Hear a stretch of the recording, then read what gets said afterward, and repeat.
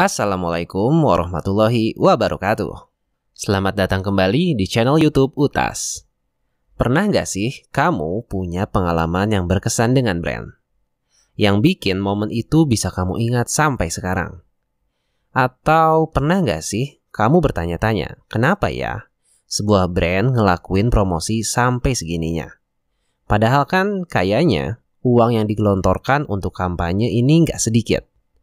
Jika kamu pernah berpikiran demikian, maka kamu ada di video yang tepat. Karena pada video kali ini kami akan membahas tentang brand activation. Jadi, buat yang penasaran dan ingin belajar tentang bagaimana strategi brand activation ini bekerja, tonton videonya sampai habis ya. Dan jangan lupa untuk like dan subscribe. Oke, mari kita mulai saja pembahasannya. Dalam mengembangkan usaha atau bisnis, tentu sebuah perusahaan perlu melakukan beberapa strategi yang tepat dalam pemasarannya. Salah satu cara yang bisa perusahaan lakukan adalah menggunakan strategi brand activation. Apa sih brand activation itu? Brand activation adalah kegiatan dan interaksi yang dilakukan oleh sebuah brand kepada pelanggannya untuk meningkatkan ketertarikan mereka pada produk-produk yang brand tersebut ciptakan. Strategi ini dinilai sebagai langkah yang tepat untuk memasarkan produk serta membangun hubungan positif antara brand dengan konsumen. Maka tak heran, sebuah perusahaan bahkan bisa mengeluarkan dana besar hanya untuk membuat satu kampanye saja. Setidaknya ada 5 kegiatan yang bisa dilakukan sebuah perusahaan dalam melakukan brand activation. Di antaranya adalah yang pertama, experiential activation. Experiential activation merupakan salah satu bentuk brand activation yang cenderung paling sukses. Tipe brand activation ini bertujuan untuk membangun pengalaman nyata berinteraksi dengan brand. Misalnya, aktivitas atau kegiatan yang unik dari suatu brand dalam mengkomunikasikan value produk mereka kepada target pasarnya. Biasanya, kegiatan ini umumnya dilakukan di area publik. Yang kedua, social media activation. Salah satu brand activation yang paling umum adalah social media activation. Bentuk ini mendorong brand bersentuhan langsung dengan pelanggannya melalui media sosial.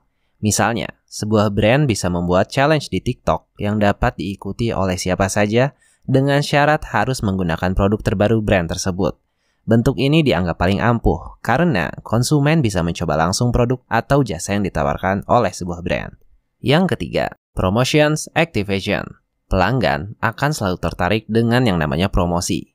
Maka banyak dari brand akhirnya membuat promosi unik yang mampu dibicarakan. Dan itu juga sebagai bagian dari brand activation. Promosi tersebut bisa berbentuk diskon, giveaway, atau kolaborasi edisi spesial dengan influencer terkenal. Promotion activation akan mendorong orang untuk ingin tahu lebih lanjut tentang brand yang ditawarkan. Misalnya saja seperti yang baru-baru viral kemarin. Paket edisi khusus dari McDonald's yang berkolaborasi dengan BTS. Dan strategi ini berhasil membuat merek McDonald's makin nempel di hati pelanggan.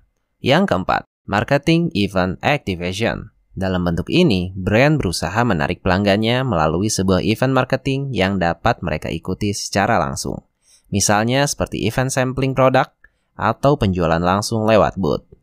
Yang kelima, sponsorship activation. Tentu kita pernah kan melihat sebuah pertandingan olahraga yang dipenuhi oleh tulisan sponsor bergengsi? Atau melihat poster sebuah festival musik yang terdapat logo berbagai sponsor? Itu merupakan salah satu bentuk brand activation yang banyak dipilih oleh brand. Brand akan mendapat perhatian banyak orang, khususnya dari peserta atau penonton acara yang disponsori. Lalu kenapa strategi ini penting untuk dilakukan sebuah perusahaan? Karena setidaknya ada 4 manfaat yang bisa didapatkan dengan melakukan brand activation. 1. Mendapatkan data pelanggan. Dalam kegiatan brand activation, umumnya orang-orang yang mengikuti kegiatan tersebut diwajibkan untuk mengisi biodata. Tujuannya adalah untuk mendapatkan data pelanggan. Sebagai contoh, brand activation yang dilakukan adalah dalam bentuk pameran. Maka, ketika ada yang mengunjungi booth suatu brand, mereka akan diminta mengisi biodata.